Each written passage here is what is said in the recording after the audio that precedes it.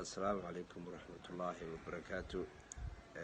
waxaa ila joogo Siam oo ah gabadheeda yaraanta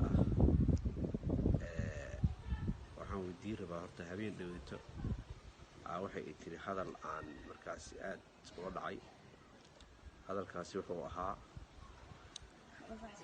waxay i tiri aabow ayadoo markaasi hawl ii hayso inay ii weysa qaadaysan u maleynaa.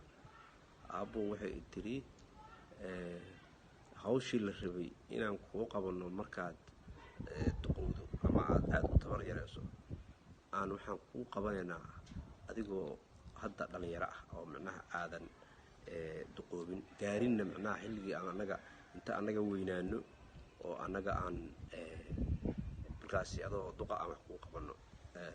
sababtay saas u tirina waxay ahaydaan isleeyahay aniga waxaan ahay qof markaasi xabad ku dhacday oo naafa marka hawshayda iska badan marka howlo badan ay ii qabtaan kan ii soo qabo kan ii soo qabo waa dareemi kartaa qofka markii oo macnaha tabar lahayn waa iska mashquul badan yahay dadkan waa mashquulaya marka aad aan u mashquuliyay inta soo noqotay hadalkaasi i tiri marka haddaan weydiinaya haye Siam hadalka habeen dhaweyta ay dhahaysay maxaa ku keentay? waa la yaabay maxaa la yaabtay?